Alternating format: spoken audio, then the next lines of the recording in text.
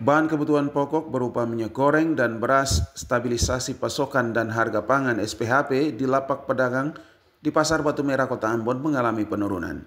Minyak goreng merek Kita bentuk refill mengalami penurunan Rp1.000 per liter dan kini dijual pedagang di angka Rp17.000 dari sebelumnya bertengger di angka Rp18.000 per liter. Sedangkan harga minyak goreng Bimoli juga mengalami penurunan dan dijual pedagang di harga Rp22.000 per liter. Padahal sebelumnya 1 minggu lalu, harga minyak goreng Bimoli dijual di lapak pedagang di angka Rp23.000 per liter.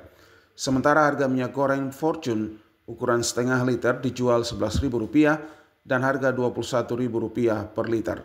Ya, sekarang bagaimana? Harga minyak ada yang itu minyak Kita ada turun harga, biasa kan penjual 18, tapi yang refill itu sekarang penjual 17.000. Bimoli bagaimana? Bimoli yang 1 liter 22.000. Turun ya? Iya.